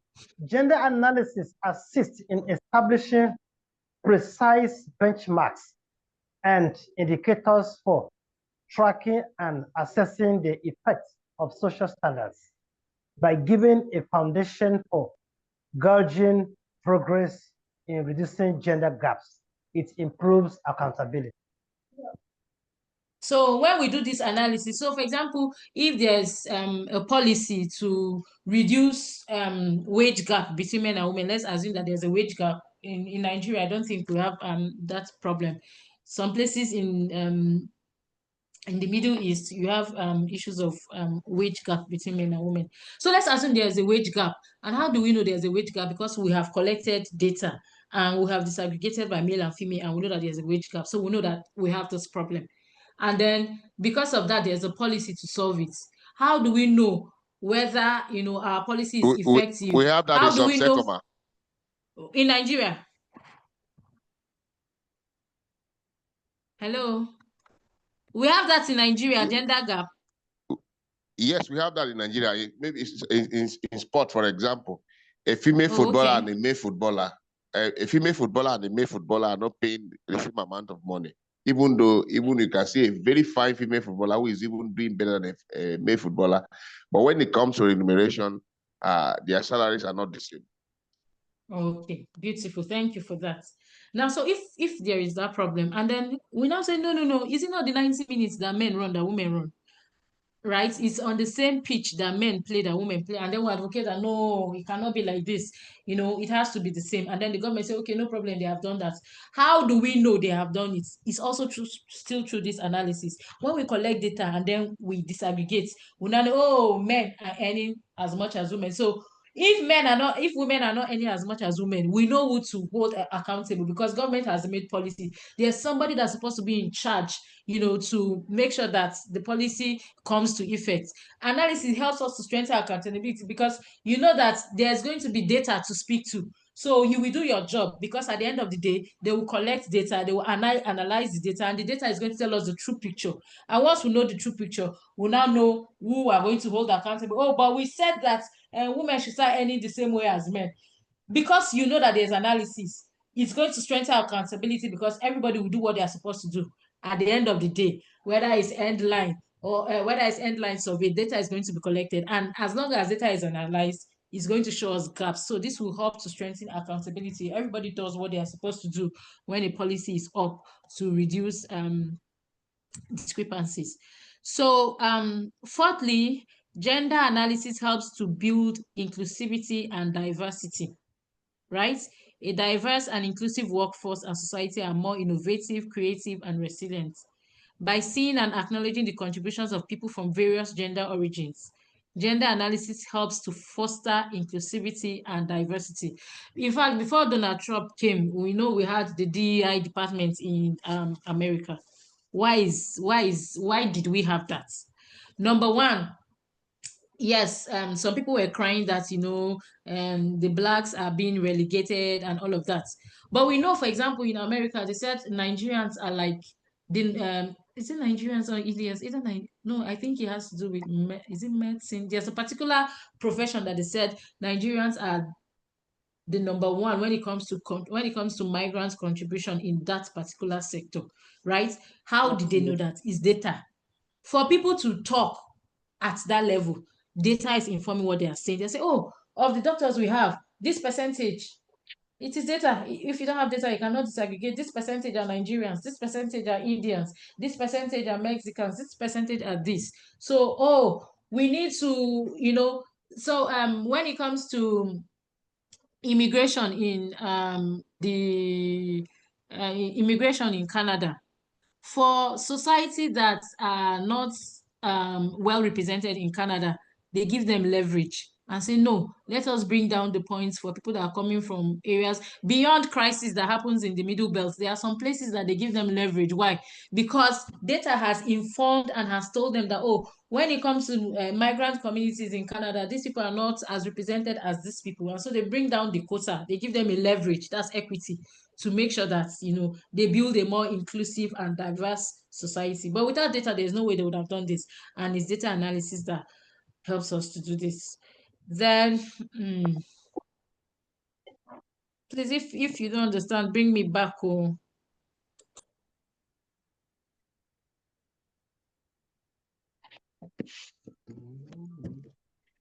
This is number 5, isn't it?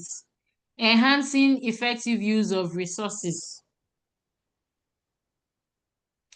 Because actions are adapted to different genders' unique demands and circumstances, gender-sensitive social standards are more likely to be effective. This produces better results and guarantees effective resource usage. Now we're looking at the importance of gender analysis, and we are saying that gender analysis helps us to use resources effectively. How? Let me give an example. If you go to an IDP camp, so let's say maybe Abagana, we have 2,000 displaced persons in Abagana, and then we now say we're carrying 2,000 pads to Abagana. Do you think that would be effective use of resource? Hello? Hello? We're here, doctor. Yes, Hello, yes, Doc. yes. Did yes. you hear me at all? Yes, we heard you, man. You said something about taking something to Abagana. I missed that. Sorry. So I said if we have 2,000 displaced persons in Abagana, and maybe an NGO is going to help to give relief materials and what have you, do you think it's a wise or effective use of resource for the NGO to just say, okay, let us just carry 2,000 sanitary pads to Abagana? No, ma. Is it going to be why? Why? No, ma. Not wise at all. Why? It is Okay, wise. There must be why it segregation is not of wise is the because they have not been population. able to take the statistics or have the number of people who are at Abagana. In case you take it No, there but I and told you this is 2,000 persons are in Abagana now. I've told you 2,000 persons are there. okay, 2,000 persons. And then you Why is no wise man. Okay. This one has not to choir. Like 5 persons are talking at the same time.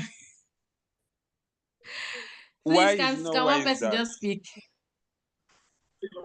Okay, it is wise because it's not wise. It is not wise because the entire population of the 2,000 people we are talking about, including the men, and the men don't use sanitary pads. So by the time the NGO decide to carry 2,000, except if they want to go and give double to the women alone.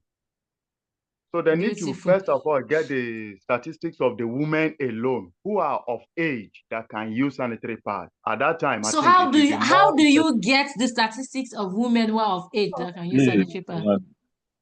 Good. You can get. You carry out a research. Okay. By collecting data. It's still By data. collecting the Once data, you yes. By collecting the whether data. you analyze with your computer or you do it manually. Okay, some people will do tally 1, 2, 3, 4, 5 women. That is analysis you're doing. Are we following?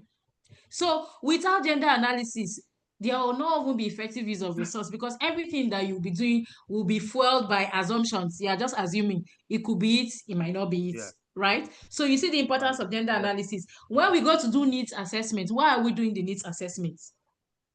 It's so that resources will not be wasted. When you do needs assessment, what do you do with it? You analyze the data. There's a reason why you're collecting the data. It's to analyze so that anything you're doing is effective. If I'm spending 1,000 naira, I should know that I'm spending my 1,000 naira well, right? And what we inform that is analysis. What is that? You collected data, okay, 10 are men, 20 are women. That is analysis. Yes, Mrs. Shamke. Okay, thank you. I was going to say that for the data, usually there's registration. Everybody on a camp, on an IDP camp is registered. And that data is it can be accessed from SEMA, the State Emergency Management Agency, which coordinates activities at IDP camps. So from there, when the data is obtained, then we can do the analysis using that data. And people are not authorized to just walk into the camp and begin to start doing their research. People need to also understand the protocol. People need to understand how you can get all of those things. All right, so I'll stop there. Thank you. So that's beautiful. Like she rightly said, we're going to get to that aspect. We're going to look at some legal implications involved in carrying out research. Oh, so it's just even the next one. So gender analysis helps us to meet legal obligations. It is required by law in many nations to advance gender equality and combat discrimination based on gender. Social norms that do not adhere to these legal practices could be subjected to legal action or penalties. You see that Nigeria wants to borrow money from World Bank. World Bank will be giving Nigeria conditions. You must, especially when it comes to sexual orientation. Okay, these people in Nigeria are marginalized. How do they know they are marginalized? It's true data. Right? So these people are marginalized. For us to give you your loans, you must commit to do this. You must commit to do A, B, C, and D. If you don't meet these obligations, there's no way we're going to give you this loan that you're looking for. Right? So when we analyze, and then so Nigeria, before you go to apply for loan, you will check, you will analyze. I hope there are no gaps that these people use to puncture our application. Right? So the analysis also helps us to meet obligations that we are supposed to. Yes, Chekwa, is there something you want to say? Jennifer. Good morning. Good morning. Good morning, ma'am. Good morning. Sorry for interrupting. My network has been terrible today. Oh, sorry about that. Sorry for taking you back. We are talking about the importance of gender analysis. I can follow up from there. But can you please let me understand what gender analysis is so that I can follow up from here? Jennifer, we have 5 minutes to go and you're taking us back. So when we talk about analysis has to do with disaggregation of data. Are you following? If, for example, I go to the camp and they tell me there are 2,000 people in the camp, what am I doing with that information? I really cannot do so much beyond things that are general, right? So things that, regardless of whether you're a man or woman, you need it. When we talk about analysis, it means disaggregating data. Analysis is disaggregating data to make sense out of the data. Are we following? So now we are saying when we disaggregate data based on gender, these are some of the advantages or importance that we get when we disaggregate and when we analyze data. That's disaggregating data to make sense of it. Is that okay? So an analysis can be in different ways. It can be through descriptive statistics. It can be finding percentages. It can be finding averages. It can be even inferential statistics like we looked at in class. There are different ways you can analyze data. That's, disaggregating data to make sense of the data. So the seventh importance of gender analysis is that it helps to promote stronger social cohesion. Gender analysis promotes stronger social cohesion by resolving gender imbalances and advancing gender equality. Remember, I told us that analysis helps us to see problem. And once there's problem, we're trying to find solution. In finding the solution, in a way, we're promoting social cohesion. people staying together so that, we can have peace, we can have unity, we can have what have you. Sometimes you see these are politicians when they are trying to give positions to people. So if you have noticed for a very long time, when it comes to the National Assembly, the Igbos, it's either they are the Senate president or they are deputy, or when you get to the House, they are always something. Why are they doing that? From data, they know that if, for us to promote social cohesion, let these people have a sense of belonging. Okay, we have our person that is number 3, or our person that is number 4. Why are they doing that? It is data that has informed that. And the data, they are using data to help to promote social cohesion, so that when the Igbos complain that at least you people have number 3 now, at least you people have number 4, right? We're using data. Data is informing how we are promoting social cohesion. And then global commitments, right? Many international treaties and conventions, such as Convention on the Elimination of All Forms of Discrimination Against Women, call for actions, or call for nations to take gender equality to account when formulating their laws and regulations. To fulfill these international responsibilities, gender analysis is necessary. Just like I told us, when you go to some of these international organizations like World Bank, IMF, what have you, that you want to collect loan or anything you want to do with them, they will look at data. They will use what you are coming to apply for as an opportunity to promote something that is lacking as a result of what data is saying. So it also helps with global commitments. Oh, no, Nigeria is doing well when it comes to gender equality. No, we can give them this.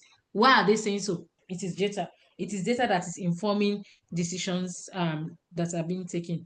So in general, gender analysis is essential to applying social standards since it guarantees the effectiveness, equity, and inclusiveness of standards, practices, and policies. It contributes to a fairer and more just society by addressing gender imbalances, advancing gender equality, preventing harm, and fulfilling legal and international duties. So this is the end of our class. We're going to have 1 hour break, and then we'll come back for the next session that will also involve our assignments. So I don't know if there are questions. If we have questions, please let's bring them back when we come in the afternoon. But don't try to take us back like Jennifer. If your network is not good, don't worry. I'm going to even drop the PowerPoint immediately we are ending so that you can go through. They are very simple things that we can read. All right, this brings us to the end of our morning session. Thank you very much for your participation. I'll see us all in an hour's time. Thank you very much, Doctor. Thank you, All ma'am. right. See us Thank you, in the ma'am. afternoon. Thank you, Doctor. Thank All you, right. Doctor. Thank you. Thank you. Thank you so much, man. Day one. We still have an afternoon session. I had day 1. Day 1 is not over. Okay. Okay. We'll see you in the afternoon, Doctor. All right. Thank you very much. Yes, in fact, each of the rooms here, I don't know, I have a small room. Every room has a small room. Every room. So that if papers you put it, I think it's not a big deal. So when we just put papers, it's really easy. We want it away. Then another thing, remember, I can find the paper don't with somebody. One of it is a swampy area. So one place they plant right. It's not weed. I can show you this thing. That's why I'm surprised. They should know what is right and what is grass. I can show you the video of my kid. In fact, that I think you should video this compound. So I really don't. If you have met me, this does not. If you say buy a which I say, okay, if I don't have the money, I don't so here, I'll come and buy. Not like you said. So there was no need feeling it. And that tells you I won't be around. I feel the thing. I work with the university there. In fact, I should be